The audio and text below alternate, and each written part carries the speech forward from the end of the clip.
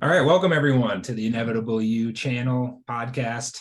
Here with my friend Dan Jimenez again, fellow coach. And for today's content, I was prepping for a client that I'm seeing actually tomorrow now, but he's gone through one session already, and so he's new into this.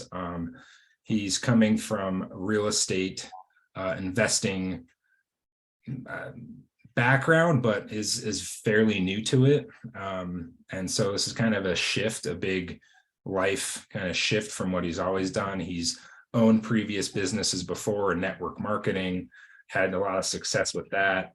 And now he's just getting started into this strictly investing. And I think if I remember right, he was had his realtor license as well, or his wife, or he was connected in real estate somehow, but essentially a brand new kind of environment for him. And he's having a tough time after the first session. It's almost kind of like a one step backwards kind of thing. And one of the main challenges that he's expressing is like a struggle to find the new thought pattern or the new belief that's going to drive him forward. And it's this belief around being able to make it in real estate investing and having the confidence that he's going to have success. And he's saying that this old story is now popping up constantly, which was essentially brought up in our first session, that there was all this kind of family of origin, old messages from, parents that, you need to work really hard. And essentially it kind of boiled down to this core belief that he doesn't have what it takes. And he also has the story that a lot of his life was a factor of luck. He's just a really lucky guy, and that things just kind of worked out for him. He made it through school and had success in business, but didn't really have to try that hard. And he's been pretty blessed in his life, but it's running up against this old belief that he doesn't have what it takes, that he can't do it, and he's just really lacking the confidence. So wanted to just address that and maybe provide some tools for how do you get around that, and how do you believe in yourself. How do you have confidence in yourself when you don't have the experience, and how do you believe when you don't believe, kind of thing. So I think that kind of accurately captures it. Is that kind of what you picked up in what I sent you? Yeah, no, that's great. I mean, you gave me a little bit more background that answered some questions I had, so I appreciate that. Just the fact that it is a career change, it's not just hey, I'm doing something a little bit different along the same lines, or I've been doing this for a while, now I'm trying to level up. It's like, hey, I had this old life, and now I'm creating this new life around this new career. And yeah, I mean, that's something I've dealt with a lot personally, and then with a lot of the people I work with too. So it's one of my favorite topics. Cool. So let's see, where do we start with this? First point I want to make is that this is not uncommon, that after a first session, things can get stirred up, and maybe things that were primarily in the unconscious have now been brought to light, been brought to the forefront. And that's like, I can't get this song out of my head. I can't stop thinking about this, old thing, this old belief, this old thought pattern. And so it's more prevalent, and there's more awareness around it. And I think one of the main reasons why that continues to run and is, haven't arrived at yet the pattern interrupt or the new thought pattern that's going to override that, right? So like the only way you get a song out of your head when you're like, I can't get the song out of my head, you just play a new song at its very basic level, right? That's like NLP, neural programming 101. But it can't be fake, right? It can't just be a fake it, make it thing. You can't just say a new thought and if it doesn't have any weight, if it doesn't mean anything, if there's no emotion behind it, especially if you don't believe it, it's not going to interrupt that old pattern. So that's kind of the first thing I noticed. And have you experienced that before? Have you seen that in others? Yeah, I mean, just to speak to the first point that you made, anyone who's starting a journey down, whether it's therapy or counseling or coaching or, self-development, trying to do the solo route, I like the metaphor of cleaning out a closet. Hmm. So, in order to clean out a closet, right, you have this overstuffed closet, you don't know what's in it, you're constantly searching for stuff, things are falling out of it. The first thing you need to do is take everything out of the closet, Uh, right? So now you're in this room and all of the contents of that closet are just kind of out in a giant mess for you to deal with. And so, yeah, often the first session or two is just like, all right, what else you got in the closet? Like, pull that out, pull this out. Oh, there's a shelf back here. Oh, there's a box. Like, let's empty that back. Let's open up this one, and you can often feel like you've taken a step or two or 10 in the wrong direction after like an initial one. yeah, And this is where those old belief patterns can come up of like, oh, this is too much. It's overwhelming. I shouldn't have done this. And a lot of that triggers those old songs. And it usually triggers a lot of the old failure songs. hmm, Because, one thing that I wanted to highlight as you're talking about this old programming, there's also a lot of good old programming that he has to have gotten him so far in life. And exactly. I'm lucky and things are great. But when you start talking with a professional, typically, or you start digging into the mess, the garbage, Yeah, the ickiness, the hidden stuff, it, it triggers all that, you know, um, trauma and pain and things, but it triggers those old songs that are not helpful, and it kind of turns down the songs that are that were helping you. right. So you seem very inflamed in those moments. Well, we even think of the story around it's all luck. I'm just lucky. Like, is that very empowering? No, not absolutely not. Because there's no credit. It's like, I didn't have anything to do with it. It just, the universe just blessed me with all this great stuff. Well, no, I mean, yes, on one hand, you can say there's a factor of luck at times, but the bigger point or the bigger thing to acknowledge is what you actually did to accomplish those great things. Because it's not just luck. I mean, if it was just luck, like, I mean, would Elon Musk say he's lucky, or pick any super successful person? No, they work hard. There's certain skills and abilities and attributes that empower and help someone have success in certain settings. So I think that's the first step, is acknowledging. And not to completely, yeah, take luck out of it, but the Yeah, way he speaks of luck is disempowering. It's a, correct. I don't have power behind this. But there's also a lot of people who really embrace the concept of luck as like, I am so lucky. My life always is working out for me. Like, oh man, everywhere I go, luck is in my favor. Right. And you can, but there's the difference in that is it's a very powerful, Yeah. you know, view of luck. It's like that song that they're playing is not just am I lucky, I'm the one who attracts the luck, right? It is I have a part in this process Yeah. Well, what's the versus, old saying? Luck is just preparation and timing, yeah, like when opportunity and right? preparation meet. Yeah.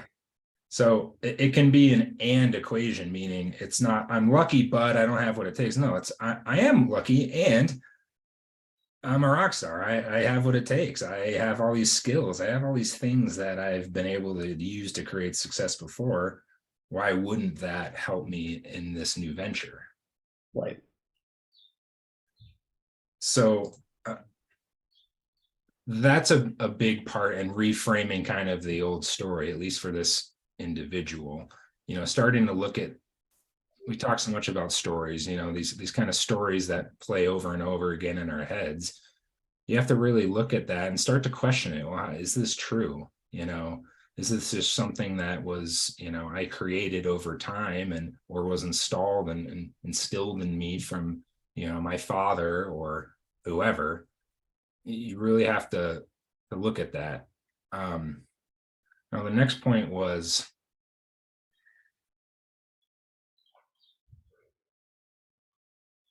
so there's this belief again that they can't do it. And I don't know if you picked up on this, but it felt like a lot of it was based on evidence or is based on results that, oh, I haven't seen success yet, or I keep getting turned down, or I'm having these failures. Therefore, that must mean, right, that I am a failure. I can't do this. Did you see Yeah. that on the Yeah. I mean, not, it doesn't seem like it's a long enough timeline of, hey, I just tried this new thing. The point that or the take I looked at it was from a standpoint of, you're not recognizing that you just did a career change and you're in a completely new field, completely new environment. And, to your point of not seeing results quickly, right? It's like, give yourself some credit. Like, yeah, there's a reason you're not seeing results quickly. And that's probably what's bringing up the old feelings of, failure and, I can't do this. I'm not cut out for this. right? You know, if you're not good the first day of Little League and you give up, right? Like, that's a pathway you can take. But Yeah, there are some kids that are good the first day of Little League, and yeah, then maybe they don't even get better from there. And yeah, that's it. But having that, you know, make you go down the path of like, oh, I'm a failure, I'm this, I'm that. Um, I mean, that basically turns off your potential to grow in that area if you've already determined yourself as a failure in this new area. right. And this is another common thing that I'll see, especially like even when clients take off like rocket ships out of the first session and they start to they're like they're taking all of these massive changes, that whether it's they're going to quit a job or leave a relationship or do something with their health, like anytime you do something new, by law you're going to fail, meaning you're going to have some challenges at first. It's new, you're out of your comfort zone, it's different, you're not used to it. And if you're not seeing results and the equation is no results or lack of results equals my inability, I can't do this, it's just going to perpetuate that kind of vicious cycle. But it's a common thing, again, part of this, like the going gets a little bit tough before it gets really good. And I'll use a golf metaphor because this particular person really likes golf. It's like when you change something in your swing, like you could be hitting it great, but it's not quite there. Maybe there's just something you want to change about the swing. So maybe you like change your grip a little bit on the club. Immediately you like start shanking it. Like you start, it's weird. It's not that muscle memory until you build that new thing, which is good, which is going to improve your ball striking and improve the result of the shot. You have to get used to it. You have to build that repetition. You have to experience those failed shots Yeah, wired in. it reminds me of a few metaphors, from Olympic weightlifting, which is a big part of my background, but also soccer, youth soccer. I see it. My kids are playing soccer right now, and they've learned that if they toe the ball, if they kick it with their toes, it'll go really far, right? But they have zero control over what direction the ball goes. It's Right. just, it's going to fly off, but it's going to fly off with a lot of power. And then we say, hey, let's get used to kicking it with the inside of our foot. Uh-huh. That's what happens. The ball goes a third of the distance, but they have way more control in which direction it's going. So much Right. like the golf swing, you make that change, you see a decrease in result, and you're like, whoa, whoa, whoa, no, I was way better if I was just towing the ball. Yeah. Like, that's it takes a bit of humility and trust in the process that, no, please, like this, Yeah. Failure's good for you right now. Like, Especially if you're talking to an instructor or a coach that says this one change is going to add 10 yards to your ball flight, or going to make it way straighter than you usually hit it, right? Like, just trust me. I've so take the professional's word for it, but also you have to acknowledge that, yeah, I mean, failure is part of the process. And so part of this too is reframing the lack of results. So we know, there's quotes out there: failure is not the opposite of success, it's integral to. Or, Michael Jordan, I've missed thousands of shots, I've missed hundreds of free throws, I've missed dozens of game winners. It's because of those that I became the greatest basketball player ever, right? Like, we know that failure's a part of the process, and there's lessons to it. That's the only way we grow. You don't grow when it's all easy, when you're just coasting and everything's good. You grow when you're challenged, right? So I think, for this person, and again, a very common thing, just reframing the lack of results is huge. And did you add anything to that? I have another tool that's useful here as well. yeah, no, I'd like to hear the other Okay. tool. Got some ideas. So the other thing is like,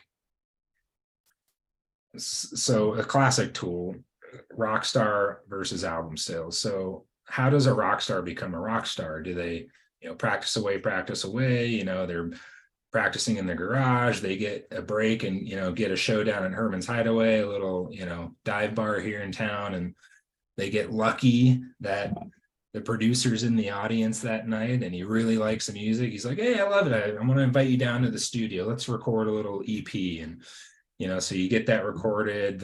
One of your songs makes it on the radio, it goes viral. And then, whatever days, weeks, months down the road, sell a bunch of albums, and the producer calls and says, hey, congratulations.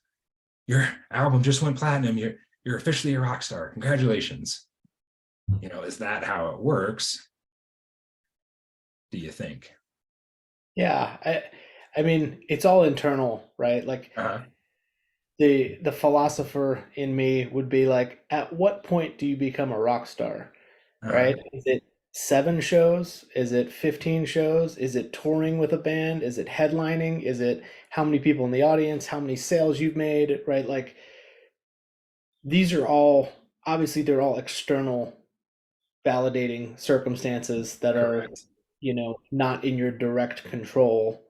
And having such, it's funny, it's objective if you were to say my record goes platinum. Okay, that's very objective and measurable. Platinum equals X number, X dollars of album sales Right. equals platinum record. However, what people miss with this whole objectivity is the fact that that metric is a subjective metric, Right. right? It's Right. like, oh, a bunch of people agree that at this point you become a rock star. Yeah. Truthfully, right? Like as we know with this tool, it's like, no, the rock star is being the rock star. A rock star plays music because they love playing music. They perform because they Yes. love performing. Like they're being the rock star first. They have passion for their song. It's They not have, about how many, because they could be on 16th Street Mall just collecting nickels and dimes in their hat, and they're a rock star in that moment because they just love doing that. Now, there is a caveat to the tool, like, okay, well, eventually you do need to sell albums, but the problem with the way that it was outlined is that it took the producer calling and say, hey, congratulations, you sold this amount of albums, therefore you are the rock star. It's based on the result, not the being of it, not the action of it, the passion of the song. Because the second that you get done celebrating, right, oh shit, they're going to want a second hit album. I don't know. And do I have what it takes? I'm not sure. Rock it's stars don't have that going on in their psychology. it's one of these things that this tool is the one I was going to bring up was this Rockstar album sales, Yeah. and I have a slightly different approach on it, Yeah. or a different filter I view the Rockstar album sales, and Yeah. I feel it's like multiple tools in one. but it's this concept of be, do, have. So if you're not familiar, I know you are, Brian, but being, then doing, then having is kind of the order that the universe is set up in. So, like, you be the thing, and in being the thing, you take the actions you do in alignment with the way of being. And then in taking those actions, you have the result. But how we've set ourselves up, especially if you're coming from, society in general, but like your upbringing, your family of origin stuff, all of your programming that most people have been imbued with, Mhm. do, have, be. You need to do the thing, right? Keep doing the thing, do the thing, you do the work, you work hard, you do it, then you'll have the result. And then once you have the result, you will be the thing. So Right, like in this case of Rockstar album sales, oh no, you need to write the songs, play the songs, have the shows, sell your shows, like keep doing it, keep doing it, keep doing it. I know it sucks. I know you don't like doing it, but just keep doing it, just keep doing it, just keep grinding, keep right, hustling. And then you're going to have the sales, and the sales are going to have the accolades, and the accolades are going to sell out more things, and then oh, you'll have it, and now oh, you're a rock star. But that's never that never leads to fulfillment long term, right, right? right. Like you said, you have that moment, and then 2 days later, you're like, oh crap, now I got to write another. I got to go back to doing more so that I can do the thing. Yeah, Versus when you swap this equation around, no, be the rock star. If you step into an identity of the rock star, if you step into a way of being where I'm a rock star, right? I'm gonna go pick up my guitar right now. I'm gonna start playing because it's fun, because that's what rock stars enjoy doing. And it's like I'm gonna play in front of people. I'm gonna share my music. I'm gonna record my music because it's fun. It's like that's just who I'm being. And then and the results don't necessarily even matter. I mean, they don't matter at that point. You're just doing it out of pure enjoyment and passion. absolutely. So love it. I love that refinement of it. And so back to this individual, taking the focus off of the results or reframing it. One, that it's not, doesn't mean you're a failure because you're not getting the results yet, but what does a rock star investor look like? Do you love the art of making a deal? Do you love connecting with people? Are you doing it to serve specific communities? Are you, why do you want to do this? And what does that look like? What makes you a rock star? You can even go back to the earlier point. What do you currently have? You have luck, you have drive, you have, you know, you're authentic, you connect well with others, you build rapport, Yeah. that's what confidence is. Confidence isn't about the result, it's who you're showing up as, knowing who you are and knowing what the guy that's gonna produce the result is, right? Like it's not based on the result. Confidence isn't about evidence. So Rockstar album sales, another way to say beliefs versus evidence. So many people get caught in that trap that I need the evidence first before I can believe. But where does that ever exist? That virtually never happens. Like, think about just why do so many people in the world believe in a God? Do you have, I mean, is there hardcore evidence? I mean, no, you believe and you'll find evidence. So see, that's God. No, and that's a miracle. That's God. And like it supports an already existing belief system. It's not, and then if anything presented that goes against it, you'll, oh no, I just diminish it, discard it, anomaly. Like it doesn't fit our belief system. Yeah. And, you know, like we've talked about in previous discussions, especially about law of attraction and those types of areas, when you're dealing with setting a focus or an intention, right? Your brain has the reticular activating system. It's the list of things that are important to it.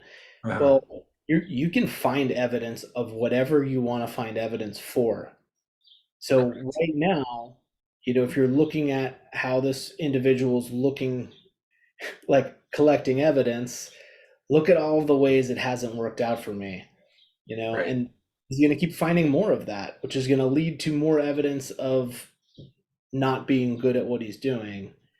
Versus you can look at the same situation, be like, wow, this is pretty awesome. I've been doing all of these different businesses for the last 30 years of my life, and I've been successful at all of them.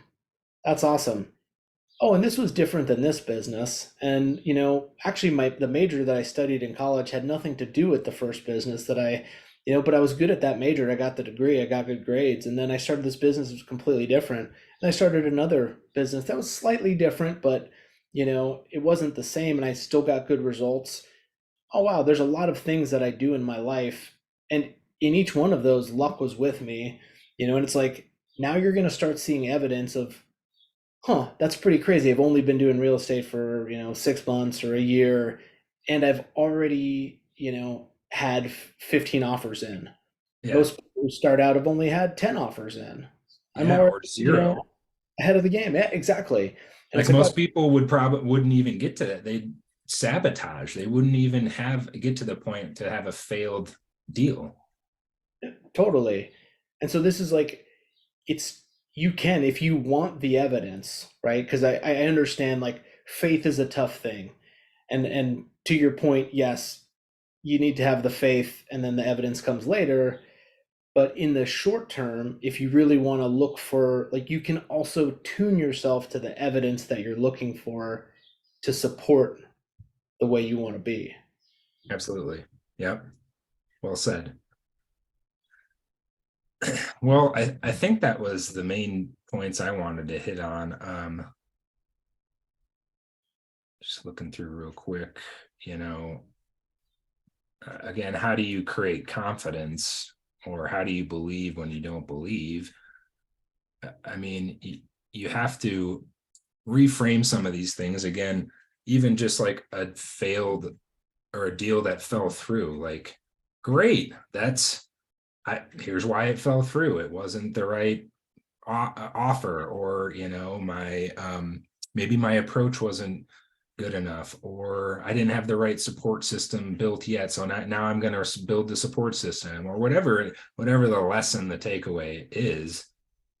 Like, that's where you can take failures and not have it be, I'm a failure, but I'm growing, I'm learning, I'm the rock star investor. And by God, that was the other point I wanted to make. Like, when you just want something so bad, and it goes like this inner 4-year-old that's in all of us, that we just want, and nothing is going to stop me because I just want, and I want, and I'm this is what I'm doing. I'm the rock star investor. It's happening, and I love it. Then you bring passion.